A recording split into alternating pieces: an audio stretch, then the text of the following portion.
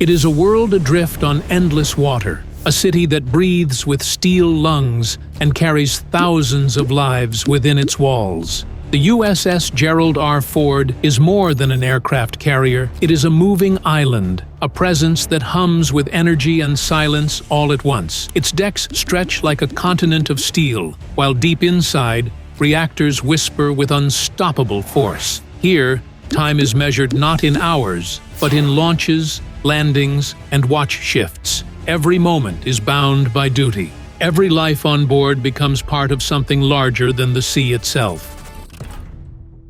The USS Gerald R. Ford stretches over 1,000 feet, longer than 3 football fields placed end to end. Its weight is beyond imagination. More than 100,000 tons of steel floating above the shifting sea. 2 nuclear reactors hidden deep below give it the strength to cross oceans without pause, pushing the giant hull at speeds over 35 knots. With that power, weeks of travel shrink into days. But its true wonder is not only in numbers, it is in what the ship becomes. A city without streets, a home without land. Inside its bulk are narrow passageways, ladders rising like veins, and compartments stacked one after another. Thousands live within this maze, moving with purpose, carrying the heartbeat of the vessel itself. Every corridor, every sealed door, every chamber echoes with routine. From above, it looks like a slab of steel cutting across the horizon. From within, it is alive. The carrier is not simply a machine, it is a human space, ordered and confined, where survival depends on discipline and unity. Life aboard the Gerald R. Ford follows a rhythm shaped by duty. The crew wakes and sleeps in shifts, for the ship never rests. Some rise before dawn, others begin work when night has swallowed the ocean. There is always someone on watch, always someone listening, always someone moving through the dim corridors. The sleeping quarters are small and crowded. Rows of bunks, called racks, are stacked 3 high, each sailor claiming a narrow space barely wide enough to turn. 60 people may share one room, with lockers lined against the walls and a single restroom to serve them all. Privacy disappears, replaced by routine and quiet understanding. Between tasks, sailors find brief moments of comfort, a cup of coffee before a long watch, a laugh exchanged in passing, a letter read under the weak glow of a small light. These fragments hold them together. The rhythm is demanding, but it binds every life to the ship's steady pulse. Feeding a floating city is a task as constant as the sea itself. The galley never sleeps. Ovens glow, fryers hiss, and trays slide endlessly across counters. More than 100 cooks work side by side, turning raw supplies into meals that keep the crew moving. They prepare thousands of plates every day, from simple eggs at sunrise to hot dinners that chase away the fatigue of long hours. Food is not only fuel, it is a brief escape, a reminder of life beyond the steel walls. A fresh loaf of bread, a slice of pie, a warm cup of soup, each carries comfort that words cannot give. Sailors gather in long lines, trays in hand, sharing quiet conversations as the smell of cooking fills the air. Even when storms roll outside, the galley remains steady, serving without pause. In this space, hunger is met with care, and the endless labor of the sea is softened by the taste of home. Far from land, the ship still needs food, fuel, and countless supplies. Resupply comes through a practice as old as carriers themselves, ships meeting ships in the open ocean. Both vessels move forward, side by side, never stopping. Thick cables and hoses stretch across the waves, connecting them like veins. Through these lines, fuel flows, crates swing, and the city at sea is given life again. The work is dangerous. The sea can heave and twist, pulling the ships apart or slamming them close together. A sudden wave, a snapped cable, a moment's mistake, each carries heavy risk. Yet the crews move with precision, trained to trust one another and the rhythm of the task. From above, it looks like choreography. Cranes rising, pallets sliding, sailors shouting over the roar of engines and water. For hours it continues, until the last container is secured. Then,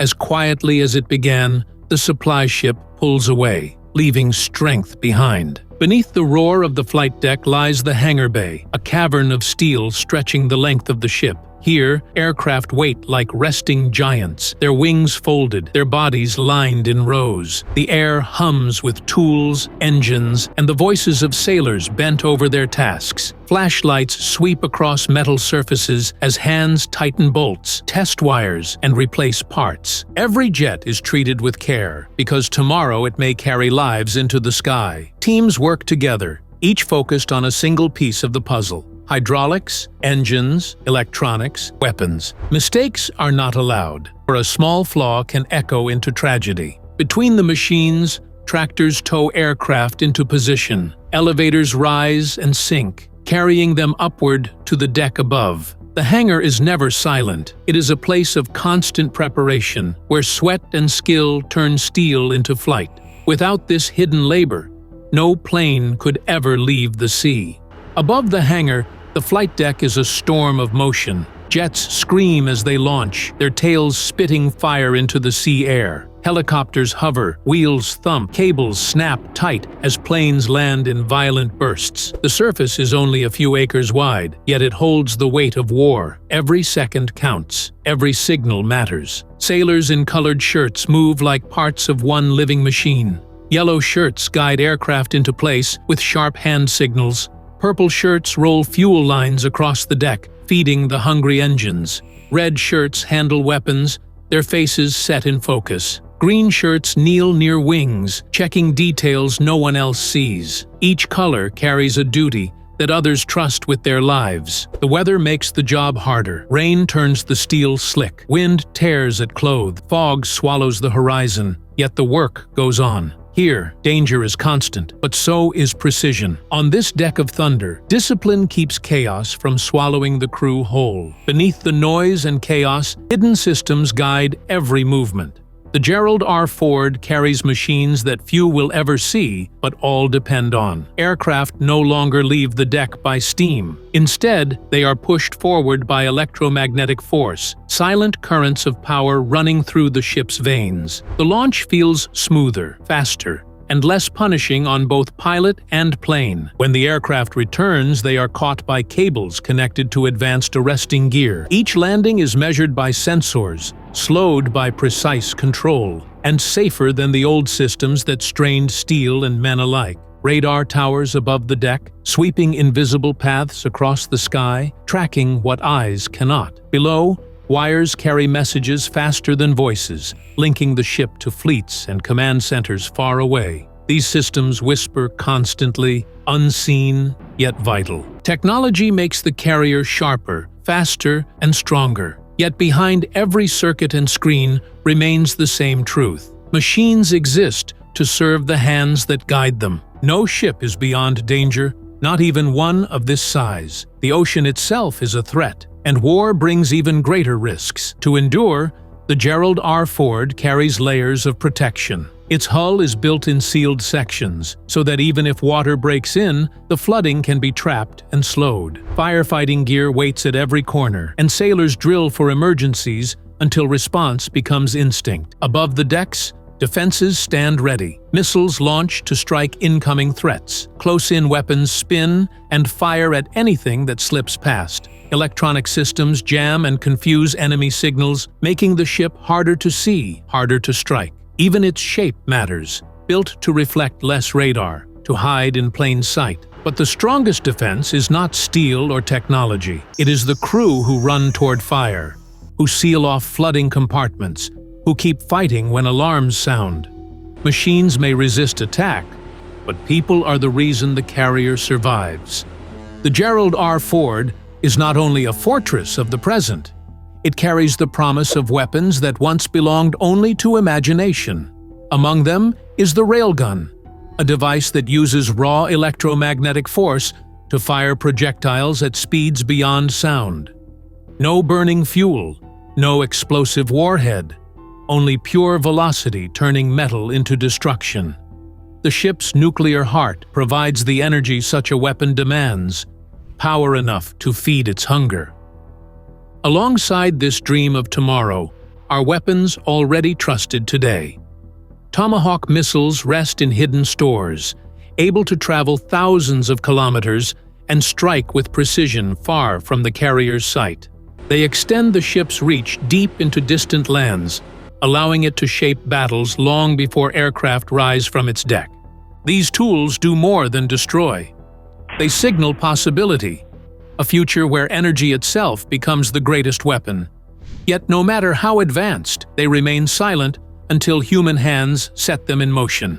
The USS Gerald R. Ford is more than steel, engines, and weapons. It is a place where thousands live in service, each heartbeat tied to the rhythm of the sea. Within its walls, sacrifice becomes routine, and duty shapes every hour. The ocean is vast, but in this moving city, purpose gives direction. The ship carries power, yet its greatest strength lies in the people who guide it, who endure the weight of isolation and danger. Out here, far from land, they are the soul of the vessel, the reason it moves, the reason it endures.